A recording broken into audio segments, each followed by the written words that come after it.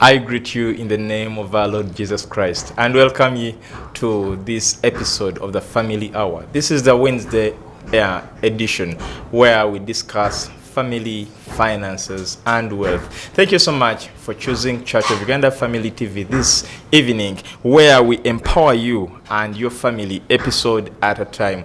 And here we are. Today we are looking at creating a shared family finance vision. But before we dive into the topic, I want to first of all remind you that 13th of August, which is this Sunday, we welcome you to come and be part of this campaign as you pray for us as Church of Uganda Family TV and watch us, encourage other people to watch us, but most importantly, support us financially. And with that, we shall together take the gospel of the kingdom of the Lord where it is supposed to be. But we still appreciate you for the fact you've been with us. You're the reason we are here up to date. And we assure you that we shall forever give you what only benefits you and your family, and nothing less than that. Here we are, and today we are discussing family finance vision. And of course, when we talk about family finance vision, we have a lot of issues where people tend to have CCHCL, and then before late we shall even have CCHCL. So there's a lot to discuss here. But with us is the one, Reverend Jasper Tumuhimbise, who is the Group CEO of Church Commissioners Company. Now, Church Commissioners Company is the investment arm of the Church of Uganda. So this entails a number of projects, including Church House, where we are right now, and we have Namirembe Guest House, we have Nabugabo Holiday Center, Uganda Bookshop, and Centenary Publishing Company, and very many other projects that are under. But these are the few we can talk about right now. So I'm going to request him to greet us. Reverend. Yes. We are delighted to have you this evening. Thank you so much. Greetings, viewers and listeners. Sure. There are those who sometimes just listen without viewing, and it is a privilege to be here, especially to talk about what I have lived for, that's family finances, but also in this Church of Uganda Family TV. And again, 13th, please, that week, 3 P's. Pray for the TV, for the media houses of Church of Uganda. Participate, meaning if you are able to mobilize others, listen in, so that we participate through digital gospel. The 3rd P is pay or pledge. In other words, send something to this TV so that we are able to run it well, because we are there already and there is no retreat, no surrender. So again, I'm grateful to God to be part of now this discussion on shared family finances. I looked at the topic and I was like, yes, this is something that I am able to share. Okay. Yes. And we are just excited that at least we have you. We know we speak to the right person, following your background, that we might not go into details now. Yes. But at least that background gives us confidence that someone is going to be blessed this evening. Just stay where you are. Don't let anything put you off. We are here. This topic has a number of keywords. One is family, another is finance, and then we also have vision. So if maybe we can start from there and break down these 3 keywords to someone to understand them, and then we go to the discussion. So the first word is family. Yes. Because shared will come with family. Yes. Shared family. So family means the smallest unit of operation of any entity. And according to God, you have a father, a mother, a father who is male, a mother who is female, then either children or people who live in that household. That's now what we call a family.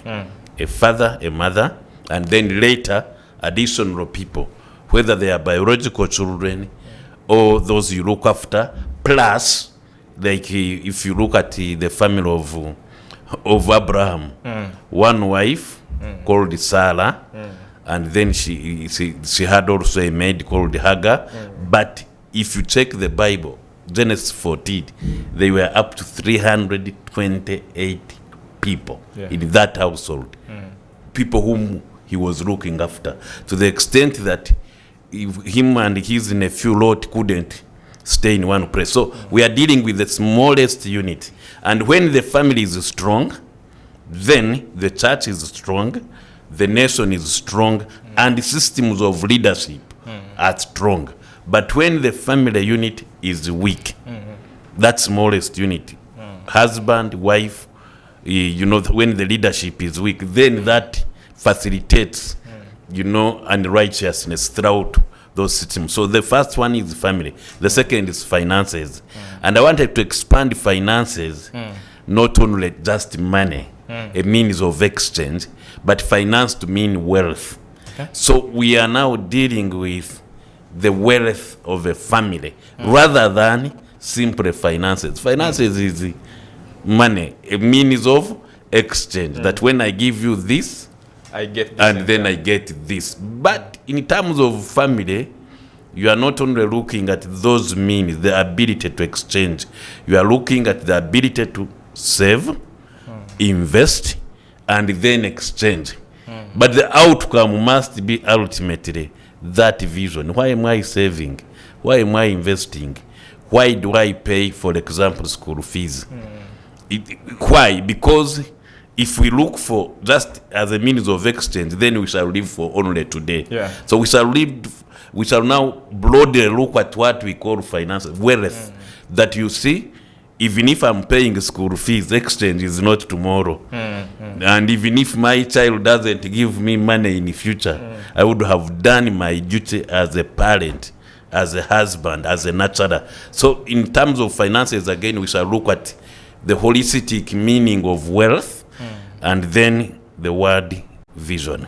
Okay. Vision means what I want to see at the end of a certain period of time. Let me repeat it. After 5 years, how do I want to look at my family? How are they?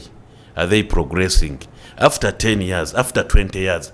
And there is a short-term vision, meaning you have money and you eat it.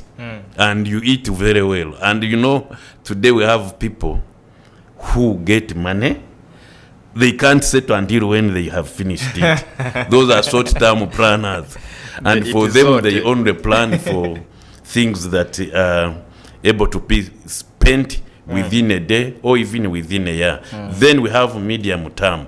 Medium term means that, yes, I have gotten this salary, but I'm looking at beyond 1 month, beyond 1 year. And normally when you are talking of a family, you are looking at 1 to 3 years. Yes. That's medium term. Then long term is 3 years plus. But in terms of project planning, it is 5 years plus. That I'm not looking at this wealth as today, as even just next year, but 5 years later, where am I to be? And as a family, now let me come to us. Yes. We married when we were not wealthy. I'm not saying poor. We were not wealthy. Because even the shoes to the church, I can assure you I bought them at Room Street on the day for the wedding. Okay. And we never had even money for what they call honeymoons. These days I even advise families, honeymoon, you will go to the moon when you have the means to go to the moon. But this business of, looking for people to pay for your honeymoon, when you come back, where will you stay? So we had no money. I can assure you one time we were even chased out of the house as a family, but we still stuck together because we were rich. So riches are not measured on what they call disposable money or disposable income. It is the capacity to create wealth and then retain it. Okay.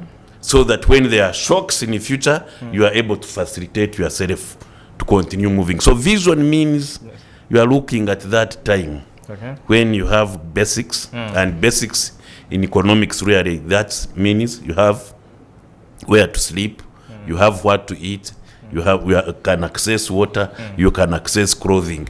And in terms of when you have children, basics also means you are able to put them in the school of your choice.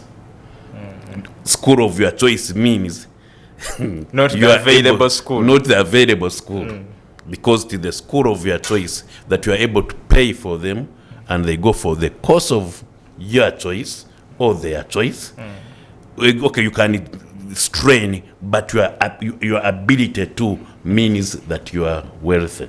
Okay. Yeah. Wow. So and now this gives it a very, very, very fantastic introduction. Yes. And when you talk about finances and wealth, and you said it is better we look at the broader aspect of wealth and not finances, because finances really are limited. But maybe to first of all ask, in a capacity of a clergy who perhaps has received a number of people with challenges in counseling and why do you think families lose out on the aspect of shared visions, financial visions? Yes, of course there are 5 aspects of a vision, of a shared vision.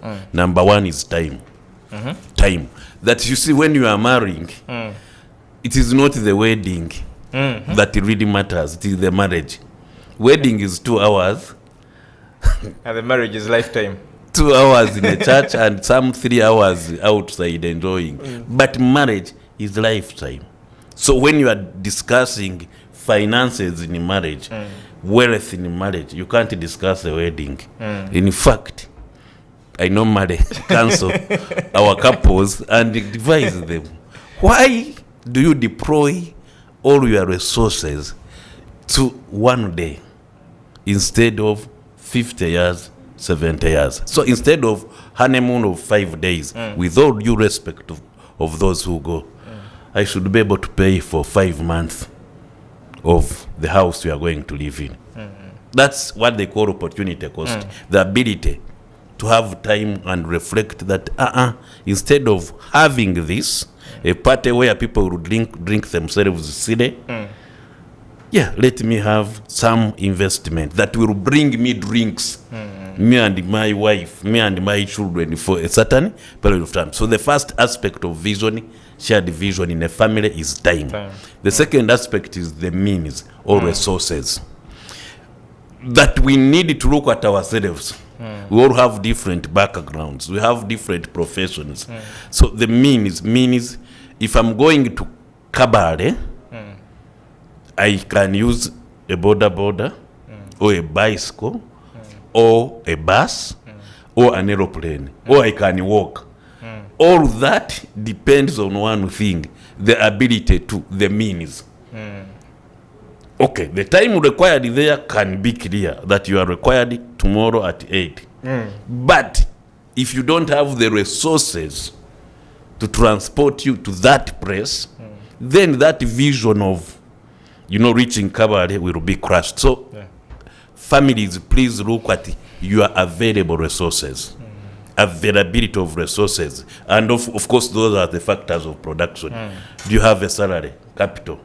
Do you have some business acumen, entrepreneurship? That's like my wife likes keeping chicken, and I think I remember. I don't know whether you tested one, but surely no, they were young that time. They were still young. So that's business acumen, entrepreneurship. Then there is a factor of production called land, availability of land for agriculture, for like this estate. Church house is an estate on top of land. Then the other factor of production is also what we have: land, labor.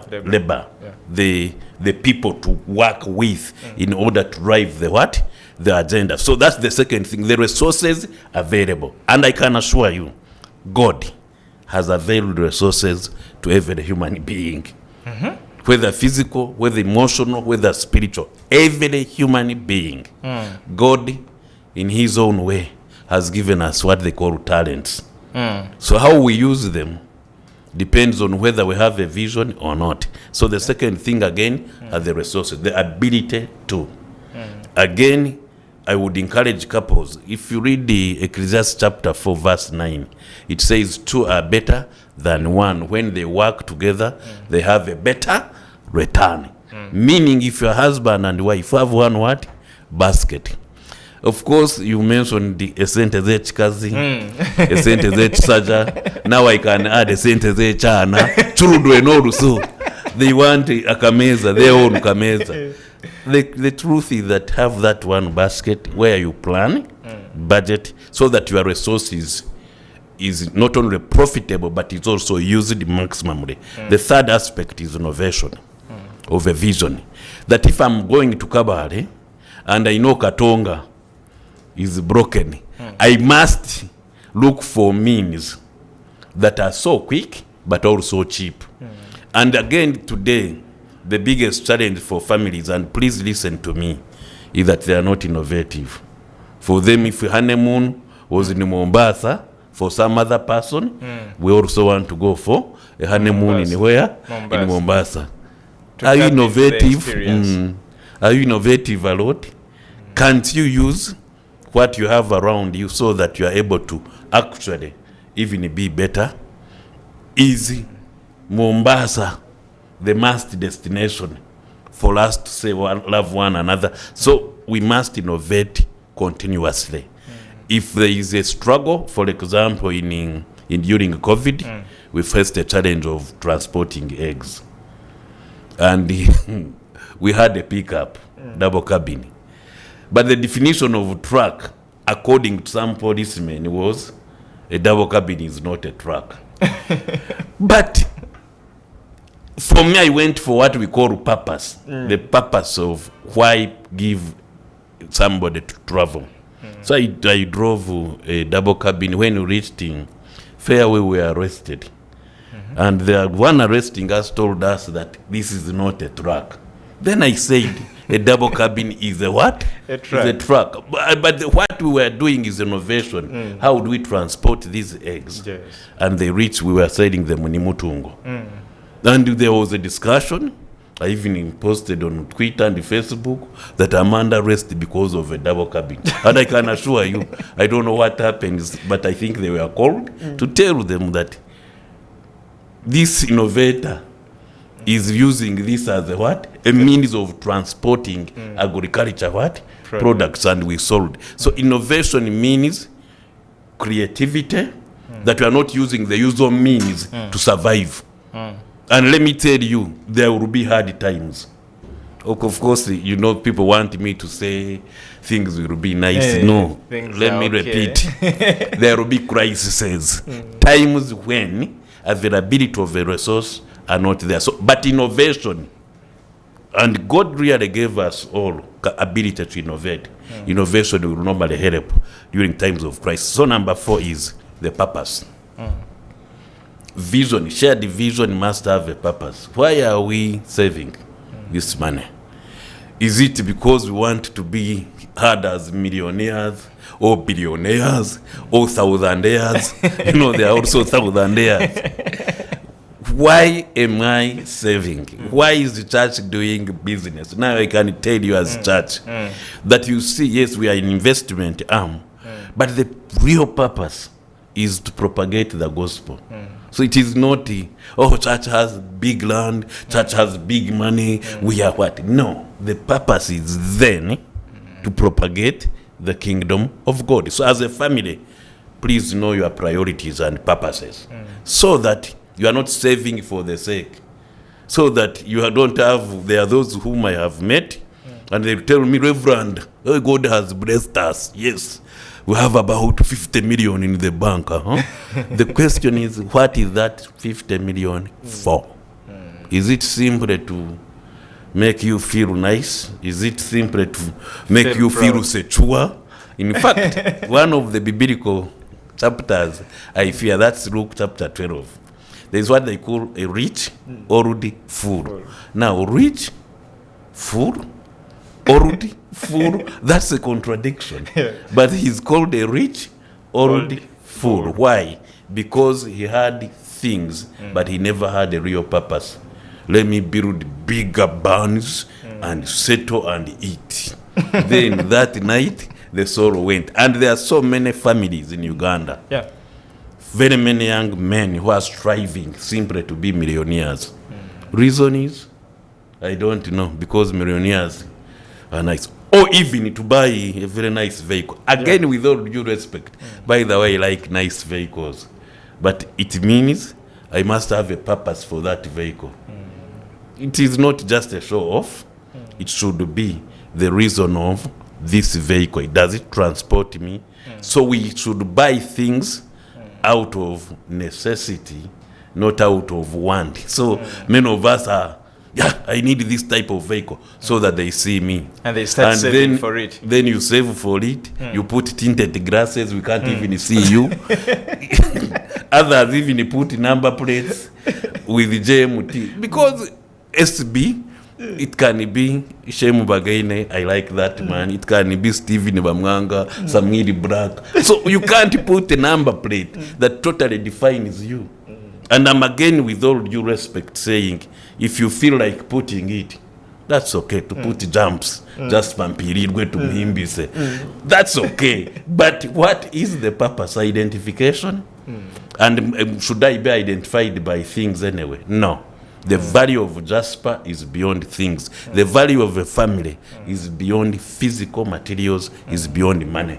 In fact, I love even these old people. I had my old grandfather, Nyabana alone, with the wife. Average resources, eating and drinking, but you would see that cup and say, God, I want to be like that. So please mind the purpose. Why am I saving these finances? Why am I investing? But then at the end, why am I even building this house? Because we have built houses, and eventually we pay people to look after the houses in the villages. I mean, I have one. You send money for somebody to sleep in the house. You pay their food, you pay their water, you pay them monthly salary. Just to sleep in your house.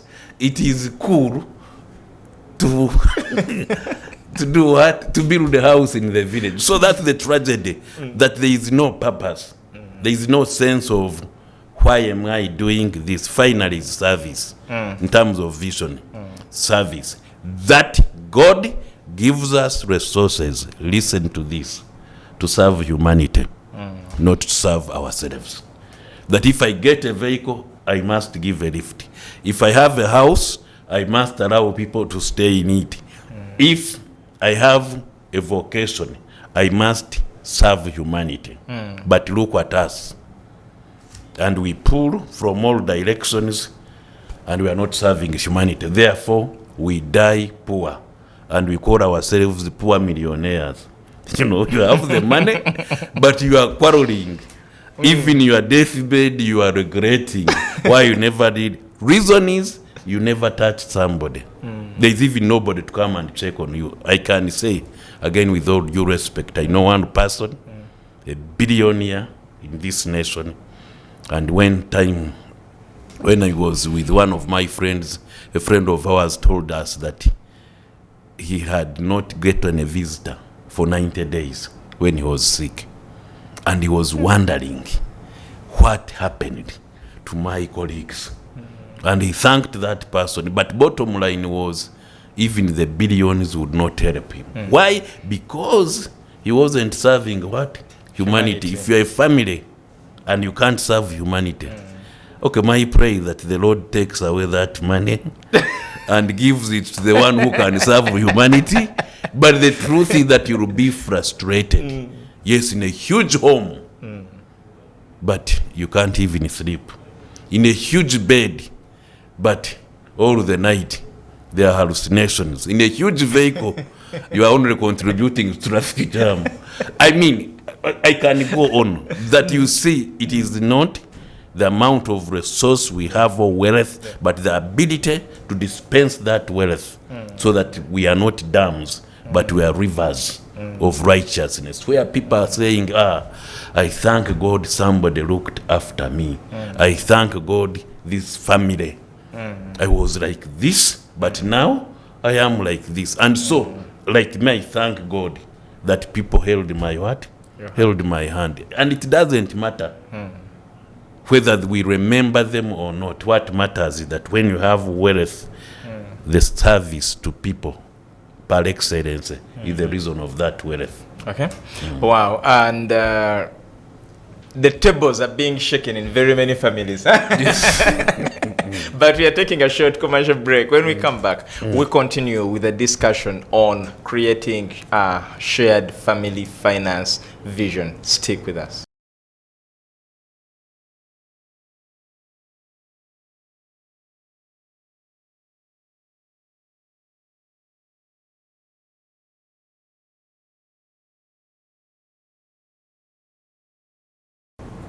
Thank you so much, you who is still watching Family Hour. This is the Wednesday edition where we talk about family finances and wealth. And today we are discussing creating a shared family finance vision. It is a very interesting topic and discussion that you do not need to miss. But just to remind you, 13th of August is just next to us. That is around 3 days to Sunday, and all we ask for, like Reverend said, is pray for us and participate by watching and encouraging others to watch, but also pledge or pay, give us some money as a way of supporting us so that you support this ministry, and we shall be where you want us to be or where you think we should be. But we are still continuing with our discussion on creating a shared family finance vision. Now, Reverend, there is, you talked about in the discussion that God gave us all these resources, and you also told us that these resources are available. But now the biggest question is, how, as a family, do we tap into these resources? How do we even recognize them and use them to empower ourselves? I'll give an example. You gave us an example of your wife who wants poetry so much, and she has practiced this, and you together you've benefited out of it. Yes. But you realize today we have people who, a wife is having a secret project that the husband doesn't know, and the husband is also dealing with a particular project that the wife doesn't know, and they are not willing to disclose this to each other. So how do we tap into these opportunities to create this vision and achieve it? Yeah, they actually had the story, a true one, where the wife wanted to surprise the husband with a birthday gift. And so she got money, built a house, and it was a real surprise. Why? Because it was like, you couldn't have gotten this money in this period. And the marriage went on the rocks. Reason is, yes, surprising, but what type of surprise am I giving? So again, God gave us different gifts. Yeah. And I want to appeal to mainly men, because we are dealing with the patriarchal society, where young ladies will come to me and say, Reverend, pray for me. My husband doesn't want me to work. Now, in the Bible, it is clear. The Bible I read, maybe some people have other different versions. If you read actually Proverbs 31, woman, I pray that men we shall read that and list the number of activities that lady does. Looks at the land, purchases it, makes clothes for the family, does this, gets up early, puts on light. The issue is that God is interested in a woman who is working. And so the ability to release your wife to go and do what God put into that person as a talent. And I'll come to it slightly later. So release one another.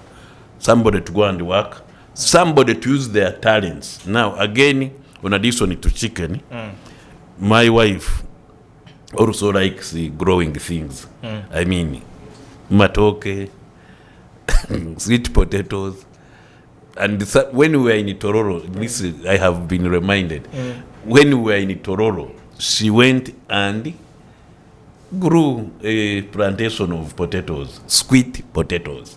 Now, all around people were not growing sweet potatoes. So our garden became like a village garden in terms of stealing. That was number one. But number two, we got a small contract to supply Uganda College of Commerce in Tororo. In a way, somebody comes from another culture, enters the culture, begin doing what God has put into her. But then the second also, agriculture, going to plant maize, sometimes also against my will, because I put economics. How much are inputs, how much are output. But she's persistent. And I can assure you, we have gotten a lot of money out of agriculture, despite of the many voices that say you can't benefit from agriculture. Number three, she studied a teaching profession, grade 5 teacher. We looked for jobs for grade 5, we couldn't get that time. But when she studied sociology, she's now working as a counselor. So she works as a counselor, but does her agriculture projects. And money is in one basket. I also work. I sometimes also get consultancies, and we put our money in one basket. So I'm encouraging even children now, those who are now beginning to work, there is a sense in which they contribute to the whole family framework of finances and wealth. And so I'm encouraging you, please don't sit on somebody's talent. In fact, if you sit on her talent, she will become a volcano. Now, a volcano doesn't erupt immediately. And you see, I'm a counselor also, beyond this. And if you want financial counseling, marital counseling, I'm available, and for free, because freely received, freely I give. Now, I have met ladies, and they will say, I am not satisfied with whatever this man gives me. And one woman said, I gave her a vehicle, I gave her everything, but she just burst out. Yeah, he said the volcano erupted. Reason was, whatever she would think of doing, that man would block it. And what is behind the blocking? It is not even economics. It is, let me say it in Nyankole Luchiga, okufuha, where you do not want your wife to access anybody other than you. And you are forgetting that she can access even a houseboy if she's so wicked. When you are at work. If she's so wicked. You get it. So accessibility. And that drives now. Let her not do this. Let her not do. Then there's what we call shadow competition. You can note it. Shadow competition is, I should be the only breadwinner. I should be the one providing.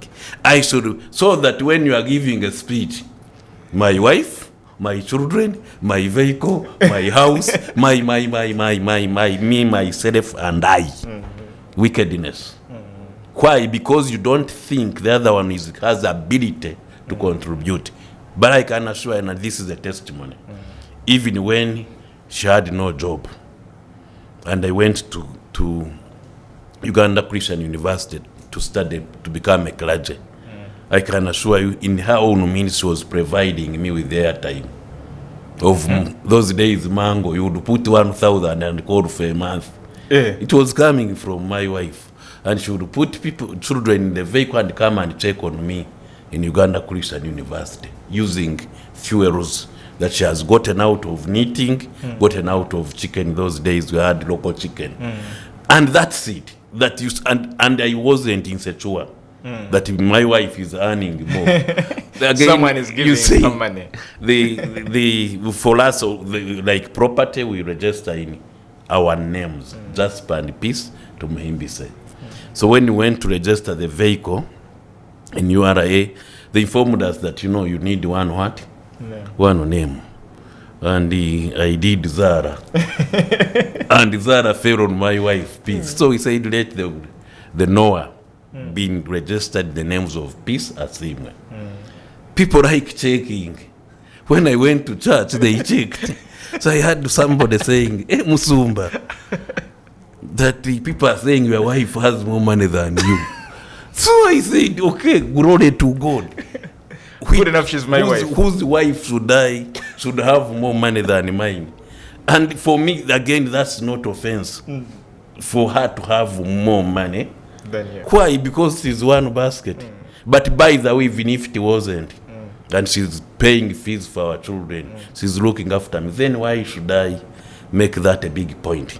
But then said, even the people are saying you are driving her vehicle. Okay, whose vehicle should I drive? And it was a serious question. But bottom line, I'm telling people, allow us to live as a family. How we operate, who stays with us, should be our business, us and the children, not the business of the whole world. Because the world has set a certain standard that I can't look after my mother sick, my father-in-law. No, I look after them within the resources God has given me. And whether that's offensive to you, for my defined family as that when my wife is crying, I'm also crying. When somebody is sick within the family, we are able to get resources and all what contribute. So again, I want to encourage you man, who has sat on your volcano now for 20 years, that don't allow that volcano to erupt. Open opportunities for her to move out, so that, and you see, a volcano, even if it doesn't erupt, you greet, they put full stops. How are you? Fine. They don't greet back. So if you are now, if you are among the people that you greet and they put full stops, that could be a foundational matter. That you are not listening to somebody who wants to try this, who wants to do this, but instead you are blocking. I know even one who put her on salary. Now, again, salary 4. So is she a worker? Of course, we are dealing with the family. Yes. So if you put her on salary, so that what? Does it mean therefore the other resources are not hers? Excuse me. So yes, if it is all she can get out of her family is the salary you give. Yes, the salary you give. So if you are giving a salary for the sense in which I want her to go, that's okay. But if it is a salary so that she doesn't access the money, the wallet paying the salary, then that's wickedness. No, it is not allowed. And I, as I read the Bible, I don't see a model where, somebody is paying for a service of a wife or husband. In fact, it is rather offensive, in my opinion, that I cannot pay for a service of my wife, because what are they worth?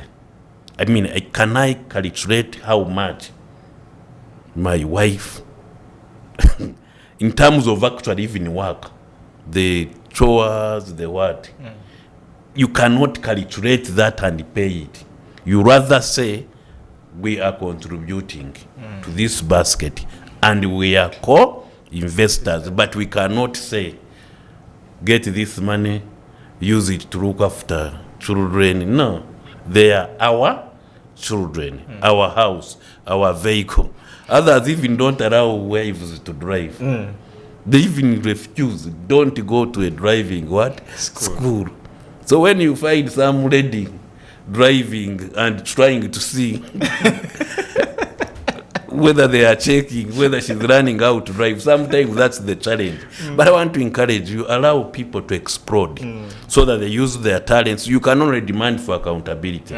God deposited in you this. Have you used it? And by the way, as a family, when you both use your talents, then there is a better return. Two are better gain than one. So, Reverend, we cannot leave this discussion minus talking about the financial discipline, because you realize in very many families there are accusations. For instance, maybe the husband's family can accuse the wife of maybe being misfortunate because maybe he found a man with some money and now the money is no more, or vice versa, and then they tag a lot of things. So very many people are looked at as cursed, unfortunate, and what, simply because of the financial indiscipline. Yes, Now we talk about financial discipline, that we can now check our expenditures and what we do with our money instead of pinpointing at others. Okay, about 3-4 things here. Number one is commitment to budgeting, to appropriation, meaning, okay, don't go to a supermarket and begin looking for what to buy. Of course, there are so many of us, you go to a supermarket, you begin checking, is there toothpaste at home? Maybe it is not there, you buy. So make a budget.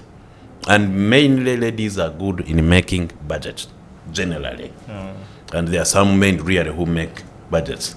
But then also appropriate that budget. Spend in accordance with what you have budgeted for. Of course, there are externalities and emergencies, and that's okay also to spend on emergencies. But ensure that you have a discipline of spending within the limits of the budget. Number 3, pay debts.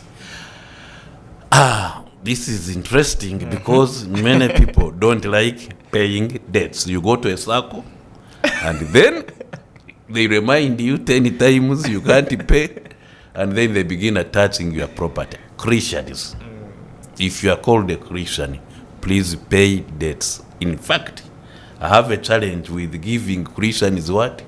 Those soft loans. I normally now say take it. Why? Because I want to remain a friend. You give a soft loan and you will hear about that person when you meet accidentally. Yet we are Christians. So please pay debt. 2 Kings chapter 4 verse 1-7. This old woman had a challenge. They had come to take her children. Now in verse 7, listen to what the prophet says. Go and sell the oil, live on the remaining what? Pay the debt, live on the remaining. So sometimes you get money to clear debt, but you now spend it and go for another debt. And some debts pay what? Debts. So it is a challenge. Please pay debts. Then finally, in terms of commitment, ensure that you are saving and investing. Saving and investing means out of this salary, and by the way, NSSF is good because it is automatic saving. Out of this amount of money, it is forced saving. It is statutory. You either save or they arrest you, and that's good. So, but have that level of out of this amount, let me put aside this amount for the future, but also investing in things that bring money, not things that take money. Now, there are so many people, you go for a loan to buy a vehicle. And then you drive to town. You are spending on fuel, you are spending on servicing, spending. And now servicing and so the loan. You are servicing the loan, paying interest, but also servicing the vehicle. The vehicle, which was obtained out of a loan. So financial discipline. So that's commitment. But then secondly, so commitment is budget, appropriation, pay debt, but also ensure that there is discipline. Then secondly is lifestyle. As a family, live within your means.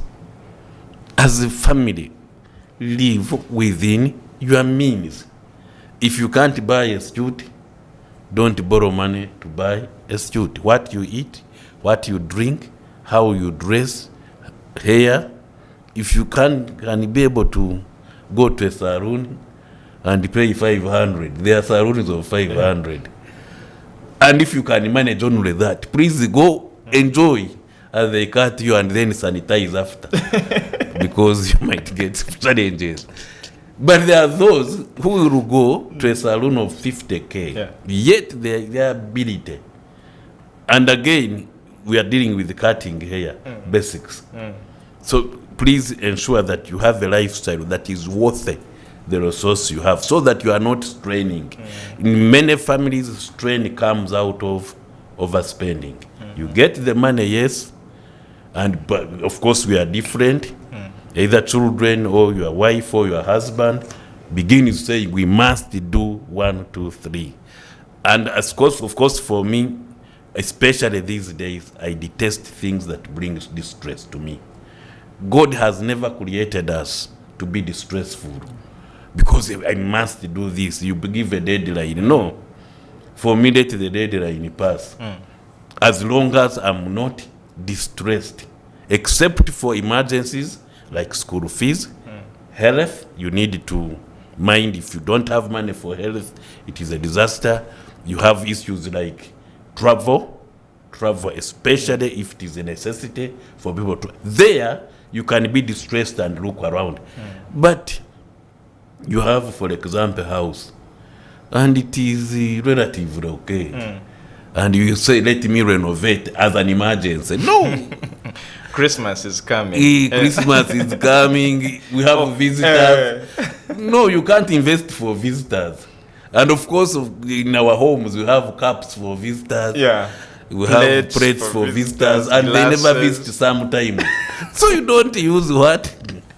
I had a wedding, and the Muko came and said, we need to give him ruombo. I said, what? No, we shall all eat from the same ruombo. You get it? This business that, you give him a separate you are one. Not going to stress me. We are all going to eat what is available. If it is not available, so be it. So that as you take my daughter, you know the standard that we get what is available. So in terms of lifestyle, please live within your means as far as it is possible. Don't enter debt for things you can avoid. Then finally is accountability. Now, accountability as a discipline has 3 things we account for.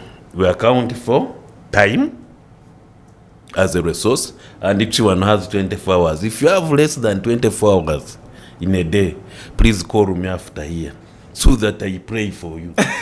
Because each one of us has 24 hours. How you use it determines on whether you get wealth or not. Secondly, we account for talents. That each one of us has talents. Like I have 2 children, they have a talent of editing reports. And how did I know? Because I had a report once and I gave one and I had to pay for that. Why? Because it was a talent, and I'm using those talents even to make better what? Reports. So use talents. The things, gifts God has deposited, but account. Because if you don't account for it, so there are so many books in the graveyard which were not written. Professors who died before they became professors, others were leaders, but they never nurtured their talent and used their talent. Then the last thing you need to account for is treasure. Treasure are the wealth, the monies, the clothes you have. Please account. Because again, you enter a wardrobe, you have a cloth, you haven't dressed in for 1 year. Now, get it out, give it to somebody else. So that you have an accountability mechanism to say, God, whatever He has given me, I'm able to use it again for humanity. Wow. And in a minute or less, Reverend, what are your closing remarks as we get to the end of this discussion? Yeah, the closing remarks as a family is finances are the biggest distressor. The biggest. Okay, other things can crop in, but I read somewhere finances among the top 4 things that distress families. Yet, the Bible is clear that when God gives you wealth, He adds no sorrow. So if you have sorrow with the wealth, begin wondering whether that wealth is necessary. So, I want to encourage husbands, wives, children, please ensure that as you deal with your wealth, you are dealing within the principles of biblical. Because Jesus talked about more on wealth than heaven. And I think more on wealth than heaven. Why? Because when you are on this earth, he actually wants you to be able to live a life worthy of God. So if you feel finances are distressing you, go to those underlying factors and begin saying, instead of fighting for this, let me give it out. So I have certain principles now. Maybe let me mention one. That instead of, for example, money that I get distressing me with my wife, I will get it and hand it over. And go and ask God to give me more. After all, I have created space in my wallet for more money to enter. So that what God gives me is not a distressor. And friend, if you are listening to me, don't go to steal. Because after stealing, it will distress you at home. And many people have lost their families simply because of wealth. Jesus asks a question, what does it profit a man if he gains the whole world and they lose their own soul? Let me paraphrase it. What will it profit you if you're a billionaire and you have lost your family and your children? God bless you. And bless you too, Reverend. It has really been a very, very, very interesting, insightful, and educative discussion. We can't thank you enough. But just to our viewers, to let them have confidence that we still have Reverend Jasper on the Family Hour. Yes. We shall have him very many times discussing most of these important things. So you just don't you just don't need to miss any episode of the Family Hour, because we empower families one episode at a time. God bless you. We meet again next time.